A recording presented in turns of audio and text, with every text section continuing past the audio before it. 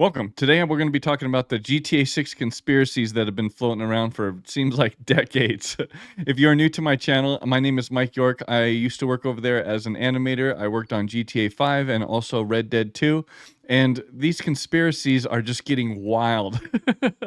More and more and more, they just get more detailed.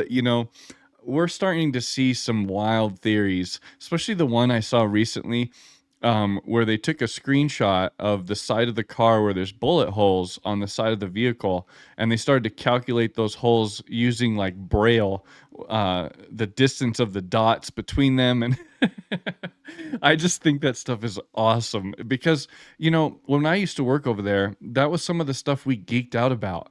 Like, when we would release a new trailer or release screenshots or whatever, what was really interesting or fun as a game developer over there was seeing everybody's thoughts and opinions on what we released. And there was always people like myself now that I do on my channel where they would go in and dive in really deep and analyze frame by frame the trailer we would release, and they would pick out little tiny little details that it was just awesome.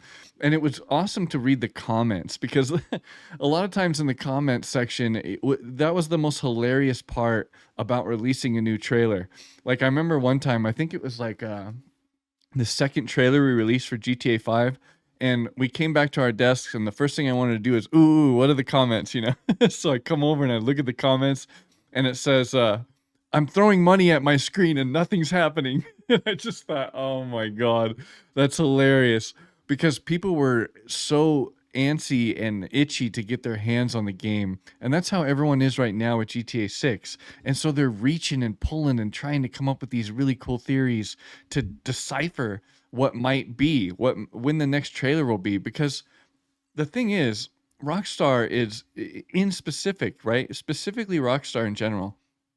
They're very secretive about what they do. And this is a really cool tactic in a sense, right? Because it's kind of alluring. I don't know what the word is for it, but it creates allure, and it creates mystery, and it creates people talking about it without them having to do anything, right? The more they're silent, the better it is, because the more people will be antsy and want to talk about it, and kind of have this feeling of not knowing what's going to happen. They could easily release the trailer date and be like, hey, this is when the trailer's coming out. But they don't do it, and they don't do it on purpose because it's a really, really good marketing kind of tactic in a sense, if you think about it. It creates these really cool theories. Like, one of the recent ones was based off of the moon and how the moon is shifted and how much you can see of the moon. And it was very interesting kind of to see that. So, like, in this thing here, let me just show you.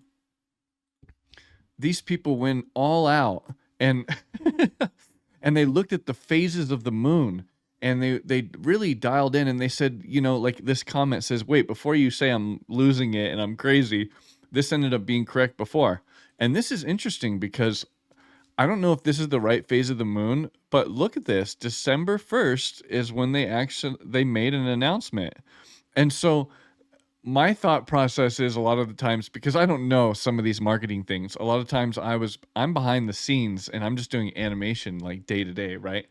But what's cool about this stuff is that Rockstar can capitalize on it, and if someone has some big theory, even if they didn't do this on purpose, they can come in and do it on purpose later and make it look like they did this thing on purpose a long time ago. Does that make sense? So it's really neat. I love how they do this because, in a way, this brings the fans together. This is a really cool way to get fans to talk about your game when you're not releasing anything yet, right? Like, in between the times, because a lot of games, they don't have any of that. They don't have any mystery. They don't have anything that pulls that from the audience. And I feel like Rockstar Games has really done that over the years. They've done something special, and they don't want to lose that. And I think they should hold on to that, because all these theories are great. They only create hype, they create talk, they create mystery behind the games. The Mount Chiliad mystery has yet to be solved because it's probably not solvable.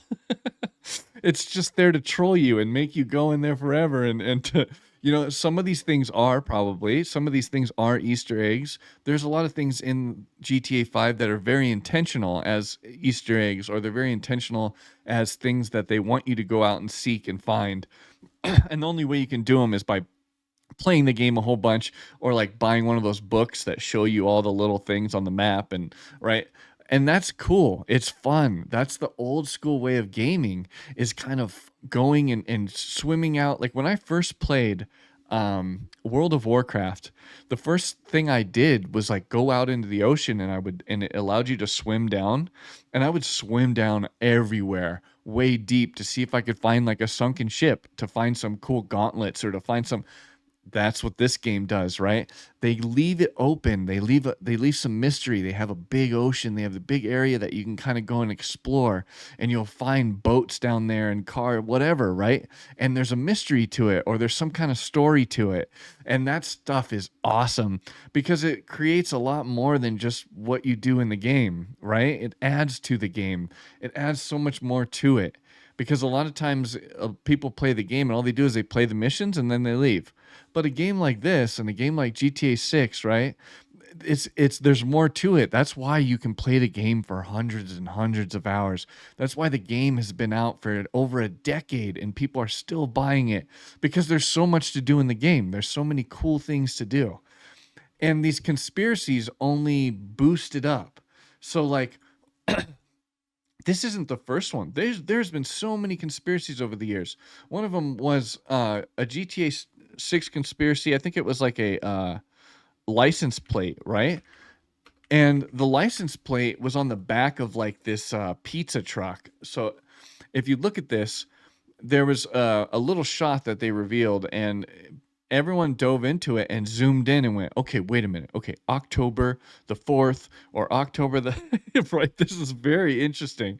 And it's probably not like that. It's probably just a license plate that somebody put on there for the game. They had to choose, a month and whatever. And if you're going to put pizza, you play around with the numbers like people do when they put it on there. So all that stuff makes sense, right? But people are going to dive into this in a different way, and they're going to really dissect it. And that's the fun of it. That is the fun of all this stuff.